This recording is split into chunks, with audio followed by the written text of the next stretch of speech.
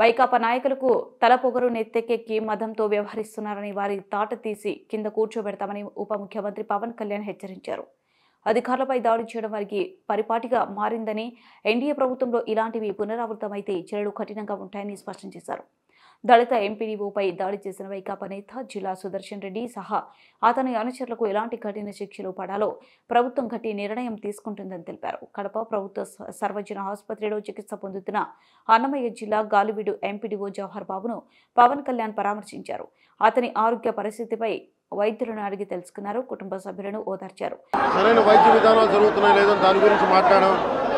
అలాగే నేను ఇక్కడికి ప్రత్యేకించి ఎందుకు పరామర్శించి రావడానికి ఎందుకు అనుకున్నామంటే, ఇది ఒక్కరి మీద జరగల, రాష్ట్ర యంత్రాంగం మీద దాడిగా చూస్తున్నాం. దీన్ని వైసీపీ నాయకులకి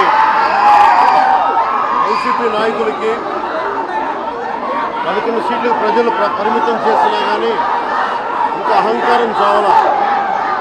ఈ అహంకారం తగ్గే వరకు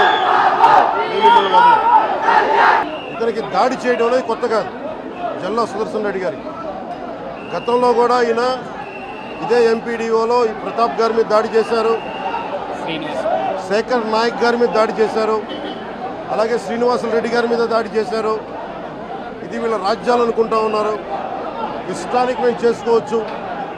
జవహర్ బాబు గారు కూడా చెప్పింది ఏంటంటే, రూమ్ తాళాలు అడిగారు. మీ అమ్మగారికి ఇస్తాం, అది ఆవిడ మండల పరిషత్తు ఆవిడకి పదవి ఉంది కాబట్టి వాళ్ళ పిల్లలకి ఇవ్వమంటే ఎందుకు ఇవ్వం అని చెప్పి వాళ్ళ మనుషులు దాడి చేసి అమానుషంగా కొట్టారు. ఆయనకి హై బీపీ ఉన్న వ్యక్తి, హార్ట్ ప్రాబ్లం ఉన్న వ్యక్తి, పైగా కూర్చోబెట్టి కులాన్ని దూషించడం.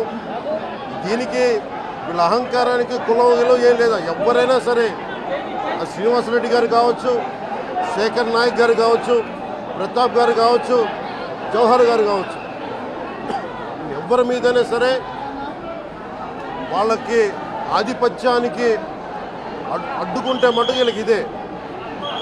నేను వీళ్ళందరికీ ఇదే చెప్తున్నాను మీకు. ఇది గత ప్రభుత్వంలా కాదు. ఇది ఇష్టారాజ్యంగా చేస్తాం మేము కూర్చున్న వ్యక్తులం కాదు. మేము సాక్షాత్తు నేనే ఉప ముఖ్యమంత్రిగా ఉండి నేను తప్పు చేసినా శిక్ష పడాలి అని చెప్పి అసెంబ్లీలో చెప్పిన వాడిని. అలాంటిది మీరు ఇష్టారాజ్యంగా కూర్చొని అధికార విధులు నిర్వహిస్తున్న వాళ్ళ మీద దాడి చేస్తే ఏమాత్రం ఉపేక్షించాం. ఎస్పీ గారికి చెప్పాం, కలెక్టర్ గారు దృష్టికి తీసుకొచ్చాం. కలెక్టర్ గారు కూడా ఇదే చెప్పారు.